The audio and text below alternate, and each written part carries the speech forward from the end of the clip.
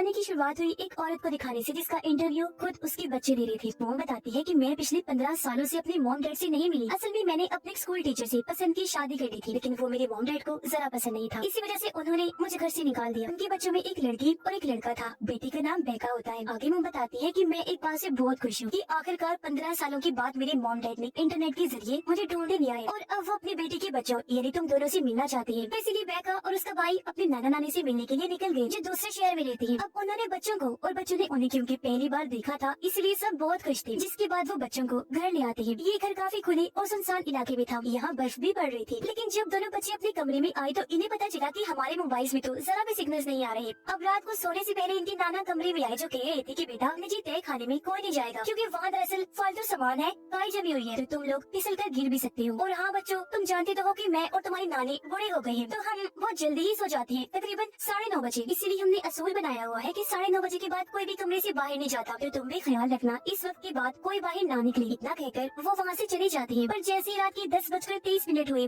बेका जो सोई नहीं थी, उसका अपनी नानी की बनाई हुई पसंदीदा डिश खाने का दिल कर रहा था। इसीलिए मना करने के बाद भी वो चुपके से अपने कमरे से बाहर आ गई। साथ साथ वो वीडियो भी बना रही थी। पर तभी अचानक उसने अपनी नानी को बड़ी अजीब हालत में देखा। उन्होंने काफी खुले सफेद रंग के कपड़े पहन रखे थे, बाल भी खोले हुए थे, जगह जगह वो उल्टियाँ कर रही थी। ये देखकर बेका पूरी तरह से हैरान रह गई, तो वापस अपने कमरे में आकर सो जाती है। लेकिन अगली सुबह जब उसकी आँख खुली तो बाहर आकर उसने देखा कि नानी तो बिल्कुल ठीक है, जो उसके भाई टाइगर के साथ बैठी बातें कर रही है, साथ ही उनके लिए नाश्ता भी बना रही है। इसीलिए वो अपने नाना के पास जाकर कल रात के बारे में बताती है कि नानी की तबीयत बहुत खराब थी। जिस पर नाना समझाने लगी, बेटा घबराओ नहीं, वो दरअसल उनका स्टमक मैदे का मसला है, उन्होंने दवाई खाई है, अब वो बिल्कुल ठीक है। अब दोनों बच्चे देखते हैं कि घर के नीचे एक ऐसी जगह है जहाँ इंसान रेंग सकता है, चल फिर नहीं सकता, क्योंकि वो बहुत ही छोटी जगह थी, जो जगह बच्चों को खेलने के लिए काफी पसंद आई। इसलिए वो यहाँ हाइड एंड सीक खेलने का फैसला करते हैं। लेकिन जब भी दोनों अंदर थे तो तभी एक लंबी बालों वाली औरत बेका की तरफ बढ़ती है। बेका एकदम रुक गई, लेकिन जब उसने पीछे मुड़कर देखा तो वो काफी घबरा गई, फौरन भागकर बाहर आ जाती है। जिसके बाद वो औरत टाइलर पर भी झपटती है, लेकिन वो भी जैसे तैसे बच निकलता है। पर वो बाहर नहीं आया था, अभी तक अंदर था, इसलिए बेका को उसकी फिक्र होने लगी। वो अपने भाई को चेक करने अंदर जाती है, जहाँ वो औरत दोबारा बेका के पीछे आ गई। कहती है, मैं तुम्हें पकड़ लूंगी बेका, बचकर कहाँ जाओगी। जो सुनकर एक बार फिर बेका दोबारा से बाहर आ जाती है, जहाँ इस बार उसका भाई भी साथ बाहर आ गया था। लेकिन इसी वक्त वो औरत जो इनके पीछे पड़ी हुई थी, घुटनों के बल बाहर आ जाती है। पता चला कि वो और कोई नहीं बल्कि बच्चों की नानी है, जो इनके साथ मजाक कर रही थी। इनको डरा कर वो जोर जोर से हंसने लगी। उनके जाने के बाद बच्चों को बहुत गुस्सा आया। फिर अब ये अपनी नाना के साथ उस स्कूल में जाती है जहाँ इनकी मॉम पढ़ा करती थी। इनके पास कैमरास थे जिनमें वीडियो ये इसलिए बना रहे थे क्योंकि यहाँ की वो पूरी फिल्म बनाना चाहते थे। वहाँ पहुँचकर इन्हें नाना कहती है कि मुझे कुछ अजीब लग रहा है, जैसे कोई हमारा पीछा कर रहा है। वहाँ एक लड़का खड़ा था, जिसके पास नाना जाकर बगैर सोचे समझे उसे पीटने लगते हैं। हालांकि बच्चे उन्हें मना भी करते हैं, लेकिन नाना ने नहीं सुना, जिस बात से बच्चों को काफी हैरानी हुई, क्योंकि सच में वो इनका पीछा नहीं कर रहा था, वो तो इनको जानता तक नहीं था।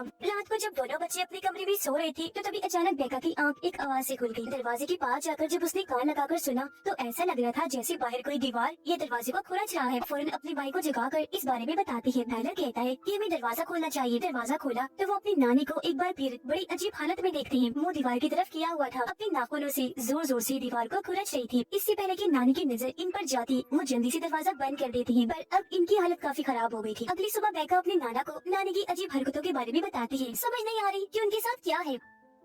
इस पर नाना बताते हैं कि तुम्हारी नानी को एक दिमागी बीमारी है। जैसे रात को कुछ लोग नींद में चलते हैं ना, क्योंकि उन्हें ये बीमारी होती है, वैसे ही तुम्हारी नानी को जो बीमारी है उसे सनडाउन कहा जाता है। इसमें लोग सूरज के ढलते रात के अंधेरे में अजीबोगरीब हरकतें करते हैं। उस टाइम उसे कुछ होश नहीं होती और ऐसा 9:30 बजे के बाद ये होता है। तो अब तुम दोनों के लिए बेहतर होगा कि इस टाइम के बाद अपने कमरे से बाहर मत निकलना। कुछ देर बाद खिड़की से इनकी नानी कहती है, बच्चों आई एम सॉरी, मुझसे गलती हो गई है। साफ सफाई करते हुए तुम्हारे लैपटॉप के कैमरा पर मुझसे कुछ लग गया है। हालांकि मैंने वो बहुत साफ करने की कोशिश की पर नहीं हुआ। ये सुनकर टाइलर को अपनी नानी पर शक होने लगा कि उन्होंने ऐसा जानबूझ के किया, और रात में जो वो हरकतें करती है वो भी जानबूझ के ही करती है। जिसके बाद ये कॉल पर अपनी मॉम से बातें करती है। टाइलर अपनी मॉम को बताता है कि मामा मुझे यहाँ बिल्कुल अच्छा नहीं लग रहा, नाना और नानी बहुत अजीब है, उल्टी उल्टी हरकतें करते हैं। जो सुन उसकी मॉम हंसने लगी। अरे बेटा ऐसा कुछ नहीं है, वो बहुत अच्छे हैं, तुम लोगों से प्यार करती है, तुम्हें ऐसा इसलिए लग रहा होगा क्योंकि वो बूढ़े जो हो गए हैं। तो मेरा बच्चा परेशान ना हो, आराम से रहो, एंजॉय करो। बेका भी अपनी मॉम की हाँ में हाँ मिलाती है। थोड़ी देर बाद बेका अपनी नानी के पास जाती है। नानी मैं आपका इंटरव्यू लेना चाहती हूँ, क्योंकि जो कुछ भी आप बोलेंगी मैंने उसे रिकॉर्ड करना है। जिस पर उसकी नानी मान गई। पहला सवाल ये पूछा कि जब मॉम घर छोड़ के गई थी तब आपको कैसा लगा था। ये सवाल सुनते ही नानी को कुछ होने लगा। वो अपना मुंह बंद करके जोर जोर से सर हिलाकर कहती है, नहीं, मैं तुम्हें इंटरव्यू नहीं दूंगी। अब टाइलर को अपनी नानी पर शक था, तो सच जाने के लिए वो बाहर वाले कमरे में खुफिया कैमरा लगाने लगता है। लेकिन तभी यहाँ बेका आ गई, जो उसे ये कहकर मना कर देती है कि नहीं टाइलर, बहुत बुरी हरकत है, तुम ऐसा नहीं कर सकते। इसी रात जब दोनों बच्चे अपने कमरे में थे तो इन्हें बाहर किसी के कदमों की जोरदार आवाजें आने लगी, जैसे कोई घर में भाग रहा है। टाइलर बोलता है, मैं दरवाजा खोलकर देखता हूँ कि क्या हुआ। बेका कहती है, अच्छा संभल कर, पूरा नहीं, हल्का सा दरवाजा खोलना। ओके, जिस पर टाइलर हल्का सा दरवाजा खोलकर बाहर देखता है जहाँ इनकी नानी अपनी रोज वाली हालत में पूरे घर में भाग रही थी। फिर अचानक वो घुटनों के बल चलकर इनकी तरफ बढ़ने लगी। अब इससे पहले कि कमरे में घुसती, टाइलर जल्दी से दरवाजा बंद करके अंदर आ जाता है। टाइलर उससे पूछता है, बेका ये तो बड़ी अजीब हरकत है, क्या सनडाउन बीमारी में ऐसा ही होता है। इस तरह कहती है कि हाँ, इतना बड़ा मसला नहीं, बिल्कुल वैसा ही है जब कोई नींद में चलता है, और तुम भी बचपन में नींद में चला करती थी। अगली सुबह यहाँ एक औरत आई जो पड़ोसन थी। वो बच्चों से पूछती है कि तुम्हारी नाना नानी कहाँ है। बच्चों ने बताया कि वो तो अभी घर पर नहीं है और आप किस लिए आई हैं। जिस पर वो बताने लगी वो दरअसल सैटरडे को उन्होंने हॉस्पिटल आना था, क्योंकि वो नहीं आई तो मैंने सोचा कि खुद ही आ जाती हूँ उनसे मिलने, क्योंकि जब मैं हॉस्पिटल में दाखिल थी उन्होंने मेरे साथ साथ बाकी मरीजों का भी बहुत ध्यान रखा, क्योंकि वो यहाँ के हेड हैं जो लोगों की मदद करते हैं। इसी वजह से मैं उनके लिए केक लाई हूँ। अब कुछ देर बाद जब उनकी नाना नानी घर वापस आई तो बेका को नानी की जोर जोर से हंसने की आवाजें आई। जब ये वहाँ गई तो नानी कुर्सी आगे पीछे करके दीवार की तरफ देखकर हंस रही थी। बेका फौरन उनके पास गई, पूछती है, नानी आयो की ऐसे जोर जोर से क्यों हंस रही हैं आप। इस पर नानी बताने लगी, बेटा मेरे अंदर एक खौफ है, एक डर है, बहुत ही खतरनाक किस्म का। जो कहकर वो अपने गले वाले स्कार्फ को मुंह पर लाकर अपना दम घोटने की कोशिश करती है ताकि वो मर जाए। ये देखकर बेका घबरा गई, कहने लगी, स्टॉप नानी, नानी स्टॉप, क्या करेंगे आप, ये करना बंद करेंगी। और तभी वो उनके हाथ रोककर जैसी तैसी उनको रोक लेती है। नानी ये सब क्या हो रहा है, ऐसा क्यों किया आपने। जब नानी बहुत मासूम अंदाज में कहती है, बेटा मेरे अंदर का डर इतना खतरनाक है कि उसे झेलने और छुपाने के लिए मुझे हंसना ही पड़ता है। बेका को ये सुनकर अजीब लगा तो सारी बात बताने के लिए वो फौरन अपने नाना के पास गई, लेकिन देखती है कि नाना जी गन का मुंह अपने चेहरे की तरफ करके अपनी जान लेने के लिए तैयार बैठे हैं। पर जब उनकी नजर बेका पर पड़ी वो बौखला गई, घबराहट में गन को साफ करने लगे। कहते हैं, वो बेटा मैं गन साफ ही कर रहा था, खुद पर तो नहीं चलाने वाला था। जो देखकर उसे अजीब लगा। वो समझ गई कि यहाँ कुछ तो गड़बड़ है। ना सिर्फ नानी बल्कि नाना को भी कोई जहनी बीमारी है, यहाँ कुछ चीजें ऐसी है जो हमें समझ नहीं होंगी। इसीलिए वो अपने भाई के साथ उस जगह पर खुफिया कैमरा लगा देती है जहाँ उसका भाई पहले लगाने वाला था। जिसके बाद ये दोनों अपने कमरे में आ गए। लेकिन जैसे 9:30 बजे के बाद का टाइम शुरू हुआ, नानी हाथ में चाकू लिए इनके कमरे के बाहर मंडलाने लगी और फिर इनके दरवाजे पर दस्तक देने लगती है। अगली सुबह उठकर जब इन्होंने कैमरा चेक किया, जो देखकर दोनों बच्ची काफी डर गई। बेका उसे कहती है कि आज हमारा यहाँ आखिरी दिन है, कल हम यहाँ से चले जाएंगे, ठीक है ना, तो घबराओ नहीं। और हाँ, सब कुछ ऐसे करना है कि उन्हें शक न हो।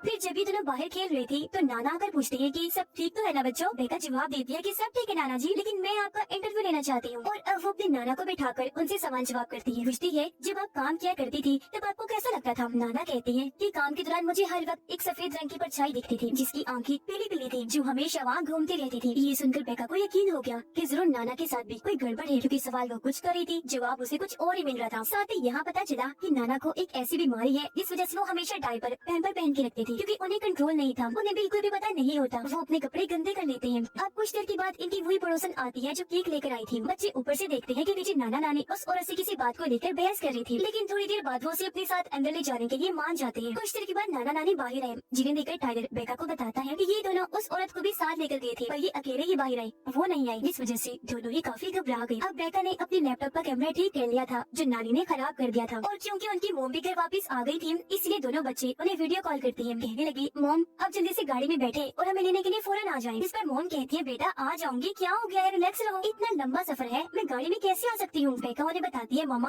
आपको नहीं पता, यहाँ बहुत कुछ अजीब हो रहा है। मामा पूछती है, अच्छा बताओ इस वक्त तुम्हारी नाना नानी कहाँ है। बेका जवाब देती है, वो नीचे खड़ी है। मोम ने कहा, जरा मुझे दिखाओ तो। जिस पर बेका उन्हें वीडियो कॉल पर अपनी नाना नानी को दिखाती है। उन्हें देखकर मोम काफी हैरान रह गई। कहती है, बच्चों ये तुम्हारी नाना नानी नहीं है, तुम्हारी असली नाना नानी कहाँ है। बच्चे जवाब देते हैं कि जब से हम यहाँ आए हैं तब से इन्हीं के साथ ही रह रहे हैं, इनके अलावा घर में हमने किसी को नहीं देखा। मोम बहुत घबरा गई, फौरन पुलिस को कॉल करने लगती है, लेकिन इनका पुलिस से राब्ता नहीं हो पाता। वो और डर गई। कहती है, अच्छा बच्चों परेशान ना हो, मैं बहुत जल्द तुम तक पहुँचने की कोशिश करती हूँ। तब इनकी नकली नाना यहाँ आ गई। कहती है, बच्चों हम आज बोर्ड गेम खेलेंगे। जैसे ही रात हुई दोनों बच्चे यहाँ से निकलने का प्लान बनाने लगे। उन्होंने जैसे दरवाजा खोला कि उस पड़ोसन की लाश बाहर पेड़ पर लटकी हुई है। इससे पहले कि यहाँ से निकलती नकली नाना आकर दरवाजा बंद कर देती है। कहने लगे, आ जाओ बच्चों अब हम बोर्ड गेम खेलते हैं। पर गेम के दौरान बेका कहती है, वो मेरे कैमरे की बैटरी लो हो गई है, मैं जरा इसे चार्ज पर लगा करती आती हूँ। यह नाना ने टॉयलेट कपड़ों में कर दिया था, इसलिए वो भी यहाँ से चले गई और अब यहाँ सिर्फ नानी और टाइलर ही थे। अचानक उसकी नानी नॉर्मल से अजीब तरह खाना शुरू कर देती है। फिर कैमरा की तरफ देखकर जोर से चिल्लाने लगी। कुछ देर बाद जब नकली नाना वापस आई तो नानी को बड़ी अजीब पोजीशन में खड़ा हुआ देखती है और बस एक ही बात कहती है, लगता है 9:30 हो गई। इसलिए वो उसे कमरे के अंदर ले जाते हैं। अब बेका तय खाने में जाती है क्योंकि वो यहाँ असली नाना नानी को ढूंढने आई थी। यहाँ आकर उसे असली नाना नानी की तस्वीर मिल जाती है, साथ ही एक शर्ट भी जिस पर मेंटल हॉस्पिटल के बारे में लिखा हुआ था, जो दरअसल एक पागल खाना था। फिर बेका वहाँ रखे एक कंबल को जैसे हटाती है, वहाँ इसे 2 बूढ़े लोगों की लाशें दिखती हैं, जो और कोई नहीं बल्कि उसके असली नाना नानी थे, जिन्हें देख वो बेहद डर गई। लेकिन तभी यहाँ उनके नकली पागल नाना आ जाते हैं। असल में मेंटल हॉस्पिटल वाली जो शर्ट बेका को मिली थी वो इन्हीं की थी, क्योंकि इनका दिमागी तवाज़ुन बिल्कुल भी ठीक नहीं था। ये वहाँ दाखिल थी। दरअसल इनकी असली नाना नानी हॉस्पिटल जाया करती थी लोगों की मदद करने के लिए। जब ये दोनों भी उसी हॉस्पिटल में ही मरीज थे, असली नाना नानी इन दोनों को अपने घर ले आए थे, पर क्योंकि ये तो पहले ही दिमाग से पागल थे, इन्होंने असली नाना नानी को मार दिया और उनकी पहचान खुद ले ली। इन्होंने पड़ोसन को भी इसलिए मारा था क्योंकि वो जान चुकी थी कि ये दोनों असली नहीं बल्कि नकली हैं, क्योंकि ये सब एक ही हॉस्पिटल में थे। और अब वो जबरदस्ती बेका को ऊपर ले आती है, कहने लगे